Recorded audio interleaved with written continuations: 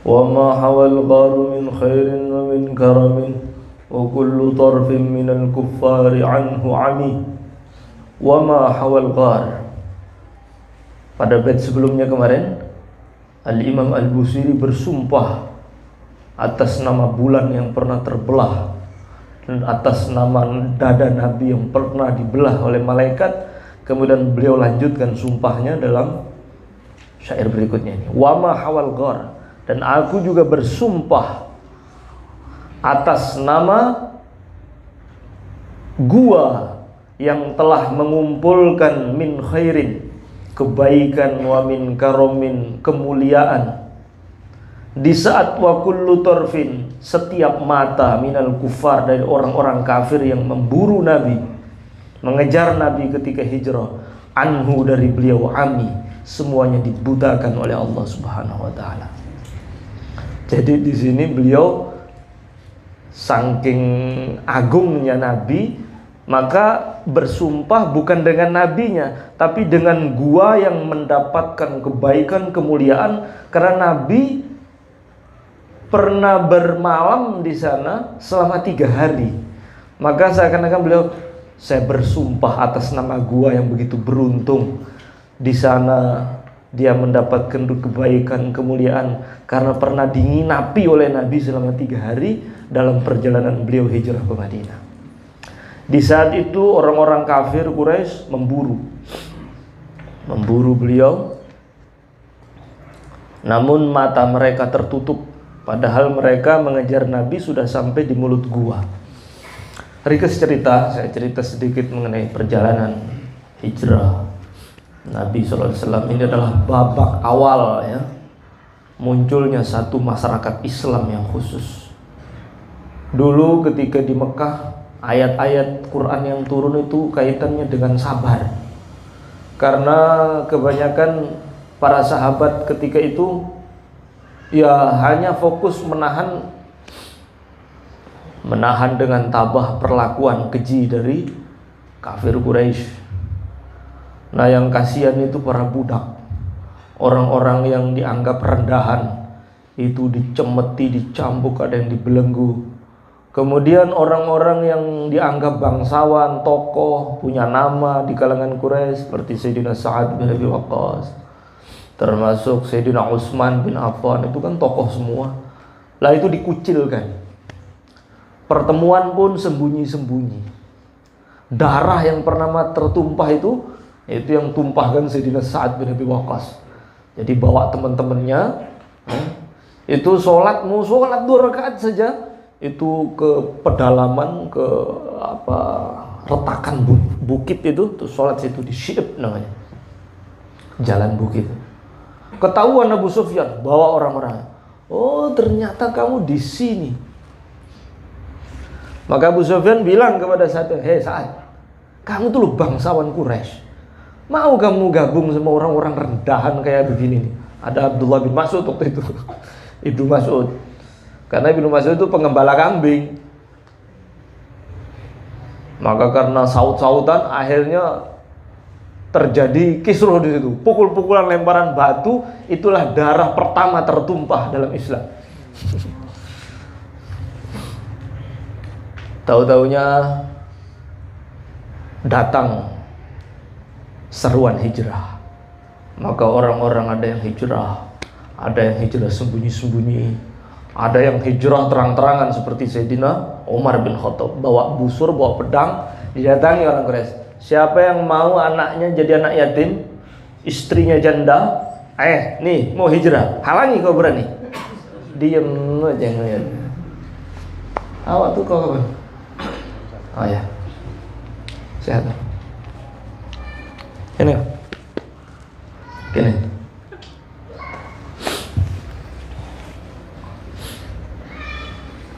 Jadi Sayyidina Umar tuh hijrahnya beda. Ditanya, siapa yang mau istrinya jadi janda, anaknya jadi yatim, saya mau hijrah, halangi kalau berani. Ngelongo aja tuh orang-orang kafir Quraisy, berangkat. Nah, Nabi tidak berangkat. Belum ada perintah khusus dari Allah untuk diperintahkan hijrah ke Madinah. Nah, akhirnya puncaknya orang-orang Quraisy ini berkumpul di Darun Nadwah, berencana apa yang harus dilakukan untuk menghentikan dakwah Kanjeng Nabi ini. Nah, ada seorang tua, sebenarnya itu jelmaan iblis. Jadi iblis itu kalau waktu-waktu genting itu bisa itu. Saya pernah dengar dari seorang kiai, saya nggak usah sebut orangnya. Pernah ada pertemuan di Teranggil, iblis itu datang. Yo, tua pakai penutup begitu. Datang iblis tuh. Maka ketika kiai itu bilang sama guru saya almarhum kiai, tadi saya lihat iblis, betul itu dia. Jadi memang kalau ada misi-misi besar, iblis itu bisa tajassud, nyusup itu bisa. Langsung, nggak setan, nggak kelas, langsung jenderal turun tangan. Kalau hal-hal besar, jangan-jangan ada di sini. Kayaknya insya Allah ya. Nah, datang orang tua berdiri di depan pintu bilang, boleh saya ikut gabung? Iblis ini. Siapa kalian? Siapa kamu ini? Saya orang tua dari Najd, dari Saudi lah gampangannya Najd. Dari Najd. Saya ingin memberikan pandangan-pandangan yang menurut saya sesuai dengan yang maslahat apa yang kalian rencanakan perihal Muhammad. Gabung, duduk. Gimana? Mau diapakan Muhammad? Ada yang satu bilang, kita belenggu saja. Kita belenggu, selesai itu. Maka kata dia, saya nggak setuju kalau ditangkap langsung dibelenggu, karena Bani Abdul Manaf sukunya Muhammad tuh kuat. Habis kamu diperangi sama mereka. Ada pendapat lain? Kata orang tua. Satu bilang, kalau saya gini aja, biarkan aja dia pergi dari Mekah, terserah gitu. Yang penting jangan ganggu kita. Saya nggak sependapat, kata iblis. Karena kalau dibiarin pergi, dia itu kalau ngomong tuh menarik. Bisa-bisa seluruh hati orang Arab tuh berada di tangan dia. Setelah dia kuat, lumat kalian orang Quraisy. Terus Abu Jahal angkat ngomong, saya punya fikir, ini Fir'aun hadil ummah, Fir'aunnya umat ini. Kalau saya gini aja, suku-suku di Arab, tokoh-tokoh itu, kirimkan anak-anak mereka yang terbaik, yang bangsawan, kasih mereka pedang, datangi rumah Muhammad, tusuk bareng. Nah, ketika darahnya berserikat, nggak berani Abdul Manaf itu akan menggempur seluruh kabilah orang Arab ini. Kata iblis, bagus yang ini. Oh, sepikir, ya, koncoplek. Ini cocok. Akhirnya berencana ingin memburu Nabi. Datang pemuda-pemuda yang khusus itu diberi pedang, mengepung rumah Nabi. Malaikat Jibril turun, hai Muhammad, jangan bermalam di rumah ini. Mereka telah berkumpul untuk mencelakakanmu. Jangan sampai engkau bermalam malam ini. Nah, maka Nabi perintahkan Sayyidina Ali bin Abi Thalib, hai Ali, engkau yang tidur di tempat tidurku, dan ini burdahku, selimutku, pakai.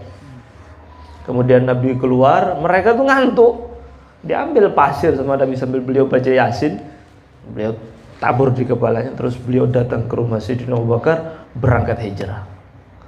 Ketika mereka tidur, ada yang bangun, ngapain? Nunggu keluar Muhammad. Sudah keluar, itu tadi saya lihat naruh debu di kepalamu tuh. Iya. Maka langsung dilihat, masih tidur, didobrak Sayyidina Ali. Sudah lari. Maka Abu Jahal langsung menyusul ke rumah Sayyidina Abu Bakar. Ketuk pintu, yang buka Asma binti Abu Bakar. Mana ayahmu? Gak tahu, tempeleng. Itu sampai antingnya itu melenting. Copot, saking kerasnya tamparan. Kemudian buat sayembara, siapa yang bisa menemukan Muhammad dapat 100 unta. Gimana ini 100 unta? Maka semua orang berburu. Nah, di bangsa Arab itu ada suku namanya Bani Mudlij. Itu Bani Mudlij ini kalau ngelihat jejak kaki langsung tahu ini jejak kaki. Pokoknya di padang pasir kalau ada telapak kaki langsung tahu nasabnya. Ini telapak kaki bin fulan, tahu langsung. Itu di antara ilmu mereka yang kita warisi sidik jari. Itu ilmunya Bani Mudlij itu. Jadi suku-suku Arab itu punya keistimewaan sendiri-sendiri. Ada namanya Bani Asad. Bani Asad itu terkenal dengan ainnya. Itu kalau punya musuh, ngurung diri dalam rumah, puasa, nggak makan, nggak minum, sekali keluar, tatap musuhnya, mati langsung. Saking kuat tatapan matanya itu. Sebenarnya kucing juga ada yang begitu. Ada kucing itu, dia nggak perlu ngejar tikus. Dipelototin aja, jatuh tikus itu. Itu kekuatan ain dia. Ada manusia, ya manusia lebih keras. Maka dalam satu hadis riwayat Imam Tirmizi, al-ainul haq, kekuatan mistik mata setiap orang itu hak adanya. Nah, ada orang itu kadang ainnya itu kembali ke dirinya sendiri. Makanya justru sering ngocok. Ain ya, kekuatan ain. Ngene loh gampangnya. Orang itu kalau ceramah didengar oleh 2 orang sama 1000 orang beda tuh rasanya. Tiba-tiba kok lutut gemeter, lidah kok tersekat. Itu sebenarnya pengaruh ain, kekuatan. Semakin orang itu menakjubkan, semakin potensi kena ain. Dan ain itu kalau kena, itu langsung akhlaknya berubah, langsung jatuh kadang. Seperti itu. Makanya binatang paling rentan kena ain itu kuda, karena kuda itu menakjubkan. Kadang tengah lari jatuh tiba-tiba, itu pengaruh ain. Itu ada Bani Asad. Ini Bani Mudlij. Bani Mudlijnya bisa melihat apa namanya jejak kaki. Nah, ketika dia ikut berburu, oh ini paling kencang ini, namanya Suraqah bin Ju'sum. Suraqah bin Ju'sum al-Mudliji, dari suku Mudlij. Dia ikuti. Oh ini kaki Muhammad ini. Dan itu ketika itu Suraqah mengejar dengan kudanya, tiba-tiba kaki kuda bagian depan itu terperosok ke dalam pasir. Jungkal dia. Dia pacu lagi kudanya sampai 3 kali berturut-turut. Ketika yang ketiga kalinya dia teriak, "Aku tidak akan menyakiti dan saya tidak akan menyangkap." Maka Nabi mengatakan, kita buat perjanjian. Maka akhirnya buat perjanjian tertulis antara Nabi dengan Suraqah ini. Yang nulis Sayyidina Abu Bakar. Nah, "Hai Suraqah, rahasiakan jalur perjalanan kami." Nggih. Belum masuk Islam ini. Dan Nabi bilang, "Hai Suraqah, saya melihat engkau memakai gelang Kisra. Suatu saat nanti kamu akan memakai baju Kisra, seorang raja Persia." Ini orang pedalaman suku muda, ya seorang wong geplak lah carane gampang. Wong ini wong jiwan pojok ngono, jiwan ais. Suku Mudlij ini wong desa lah. Dia punya pakar, dia punya keahlian membaca jejak-jejak alam. Maka Suraqah bilang, "Kisra raja Persia, iya, kamu nanti suatu saat akan pakai bajunya Kisra." Maka suratnya dari Kanjeng Nabi perjanjian itu dilipat, dimasukkan ke dalam quiver, kantong anak panah dia itu, taruh kinanah, taruh, terus pulang. Orang Quraisy kan tahu nih ahli baca jejak. Gimana, ketemu? Enggak ketemu saya. Kemudian Nabi melanjutkan rencananya. Kemudian beliau berada di Gua Sur, ya. Setelah itu ke Gua Sur. Lah ini bayangkan, Nabi wafat, ganti zaman kekhalifahan Sayyidina Abu Bakar. Sayyidina Abu Bakar wafat, ganti zaman Sayyidina Umar. Zaman Sayyidina Umar terjadi penaklukan Persia. Jatuh Persia di tangan jenderal tertinggi yaitu Sa'ad bin Abi Waqqas. Itu pembenderahan Persia dibawa ke Madinah, termasuk baju kebesarannya Kisra dibawa ke Madinah. Ketika itu Sayyidina Umar ingat, oh iya, Suraqah mana? Suraqah bin Ju'sum. Panggil. Panggil Sayyidina Umar. Ini sudah masuk Islam ini. Suraqah, masih ingat perjanjianmu sama Nabi? Dan Nabi bilang, suatu saat nanti kamu akan memakai baju Kisra. Oh iya, ini bajunya, pakai. Pakai dia. Itu gelangnya tuh sampai ke tiaknya tuh. Ini gelang dia pakai. Kemudian Sayyidina Umar sambil ditonton orang banyak. Suraqah, jalan, maju. Balik, mundur. Terus jalan. Saya gitu. Gua jalannya. Terus Sayyidina Umar bilang, orang pedalaman suku Mudlij pakai baju raja. Setelah itu Suraqah nangis. Saya teringat ketika saya mengejar beliau sambil beliau mengatakan, "Hai Suraqah, rahasiakan perjalanan kami. Saya melihat suatu saat engkau akan memakai baju Kisra." Bayangkan, masa itu berlalu, ganti zaman Sayyidina Abu Bakar. Masa itu pun berlalu, ganti, baru jadi kenyataan. Itu membuat Suraqah menangis. Jadi apa yang disabda Nabi hak. Kemudian beliau berada di gua selama 3 hari.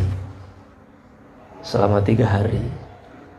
Jadi ketika orang-orang kafir itu datang untuk mengejar dan sampai ke mulut gua, sudah sampai di mulut gua itu. Tapi Allah butakan mereka. Nanti di syair berikutnya keterangannya lebih detail. Itu sebelum masuk ke dalam mulut gua, Sayyidina Abu Bakar mengatakan, "Sebentar ya Rasulullah, saya pastikan dulu di dalam bagaimana keadaannya. Saya khawatir ada hal-hal yang membahayakan, ada binatang berbisa." Ternyata di dalam gua sur itu banyak lubang-lubang. Maka beliau robek kain yang beliau bawa, beliau sumbat lubang-lubang yang ada, tapi kain sudah habis dan masih tersisa satu lubang yang ada di bawah. Kemudian setelah dibersihkan, Sayyidina Abu Bakar keluar, kemudian beliau bilang kepada Nabi, "Wahai Nabi, monggo, insya Allah sudah aman." Kemudian ketika masuk, maka Sayyidina Abu Bakar langsung ngelonjor, tumitnya itu beliau tutup lubang itu dengan tumitnya. Lubang yang tadi ada sisa tutup pakai tumit, di lonjornya. Kemudian Nabi tidur di pangkuan beliau. Nah ternyata di dalam itu ada ular, matuk dari dalam. Kemudian beliau tahan sakitnya itu. Akhirnya karena sudah nggak kuat, sesuatu kalau sakit kadang air mata itu tumpah sendiri. Ketika air mata Sayyidina Abu Bakar jatuh di pipi Nabi, Nabi bangun. Nabi tanya, "Mengapa engkau menangis ya Abu Bakar?" "Ada sesuatu yang menggigitku ya Rasulullah." "Mengapa engkau bangunkan saya?" "Saya tidak mau mengganggu tidurmu." Ada ulama yang mengatakan bahwasanya Sayyidina Abu Bakar wafat karena racun ular itu. Itulah pengorbanan pertama ketika hijrah, nyawa yang syahid. Jadi Sayyidina Abu Bakar itu wafat sakit. Itu pengaruh racun yang dulu pernah mematuk beliau menemani Nabi ketika hijrah. Jadi itulah derita sakit pertama karena cinta. Korban pertama itu Sayyidina Abu Bakar As-Siddiq radhiyallahu ta'ala anhu. Kemudian setelah itu beliau doakan sembuh. Dan itu ada peristiwa yang Masya Allah mengesankan sekali. Dan ini kita lanjutkan di syair berikutnya. "Wasidqu fil ghari wasiddiqu lam yarima." Di dalam gua itu terdapat as-sidqu, sang pembawa kejujuran, sang pemilik sifat jujur, yaitu Rasulullah sallallahu alaihi wasallam. Wasiddiqu, dan sang sahabat yang selalu mempercayainya, yaitu Sayyidina Abu Bakar. Lam yarima, mereka tidak beranjak dari gua tersebut. Mereka di situ selama 3 hari. Wahum, sementara orang-orang kafir itu yaquluna, mereka mengatakan, "Ma bil ghari min arimi." Di gua ini nggak ada orang. Nggak ada orang di gua ini. Zannu, mereka menyangka al-hamamata, burung dara. Wa zannu, dan mereka menyangka al-ankabuta, laba-laba, ala khairil bariyati, atas sebaik-baiknya makhluk yaitu Nabi. Lam tansud, tidak mungkin dia merangkai jaringnya. Walam tahumi, dan tidak mungkin burung dara itu bersarang di mulut gua. Jadi Allah Subhanahu wa ta'ala menjaga nabinya itu dengan selemah-lemahnya makhluk, berhadapan dengan orang yang merasa dirinya kuat. Kekuatannya itu Masya Allah, Fir'aun hadil ummah. Jadi Allah melindungi kekasihnya itu pakai selemah-lemahnya makhluk. Karena di dalam Al-Quran selemah-lemahnya rumah adalah rumah labaitul ankabut, rumahnya laba-laba. Jadi di dalam kitab Qasasul Hayawan fil Quran itu malaikat Jibril itu datang menemui laba-laba Gua Sur. Jadi laba-laba itu sudah ada sebelum Nabi lahir, itu laba-laba itu sudah tinggal di mulut gua itu. Didatengin oleh Jibril. Laba-laba gua Sur, saya diutus oleh Allah ke sini untuk menyampaikan pesannya. Buatlah jaring yang terbaik. Sebentar lagi kamu akan punya tamu yang akan bermalam 3 hari di sini. Dia adalah kekasih Allah mutlak di seluruh jagat raya. Itulah kekasihnya, dan dia ditemani oleh seorang sahabatnya. Jadi ketika itu laba-laba ini, kayak apa ini? Kekasih Allah, penutup para nabi. Maka dia sudah bilang ke anaknya, bilang ke istrinya, kita akan kedatangan tamu istimewa ini. Betul. Ketika Nabi masuk, nah jadi jaringnya yang pertama itu sudah dirobek oleh Nabi.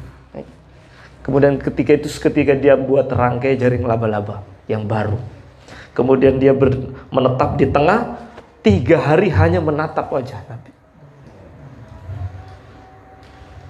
Kemudian laba-laba ini punya, ini yang cerita ini Imam Ahmad Bahjat. Dia cerita laba-laba ini punya azam, punya niat. Nanti ketika setelah 3 hari, mestinya ketika beliau keluar, beliau akan merobek jaringku. Ketika itu aku akan mencium tangannya. Betul, setelah 3 hari Nabi keluar, pas mau dicium karena ya dia kecil, jatuh. Kemudian dia berlari sekuat mungkin untuk mencium ujung jubahnya, nggak kesampaian.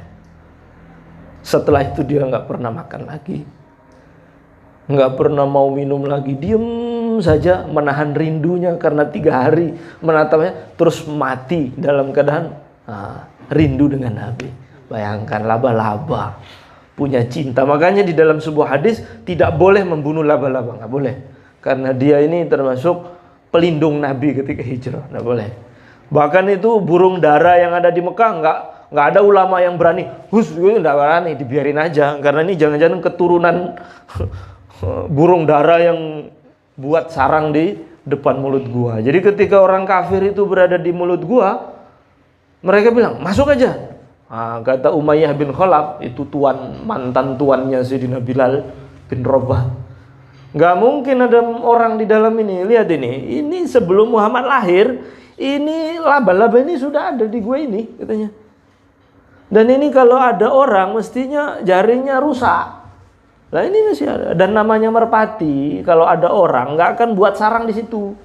Nah ini masih bersarang di sini. Jadi Allah menjaga, Allah kuasa menutup pandangannya orang-orang Quraisy itu tanpa laba-laba, tanpa ada burung dara. Tapi sudah Allah buat hikmahnya, bahwasanya sebesar-besarnya makarnya orang kafir kalah sama laba-laba. Ya. Selemah-lemahnya rumah adalah rumahnya laba-laba, tapi tidak bisa dibobol pertahanannya oleh orang yang merasa congkak dan kuat. Jadi kalau Allah sudah menjaga hambanya, kamu mau diapain oleh ahlul batil, mau disuntik, mau diracun, mau diapain, mau seralah gitu. Tapi kalau kamu sudah dijaga oleh Allah, enggak perlu enggak perlu kebal. Aku pingin amalan sing suntik bengkong, Pak. Enggak perlu. Dan penting itu. Cukup kamu digigit laba-laba, udah, kamu jadi Spiderman sudah. Kuat sudah. Enggak perlu itu. Allah kalau sudah jaga dengan caranya, Allah Subhanahu wa taala dengan hikmah, dengan keadilannya, dengan kelembutannya akan menjaga kita. Masya Allah.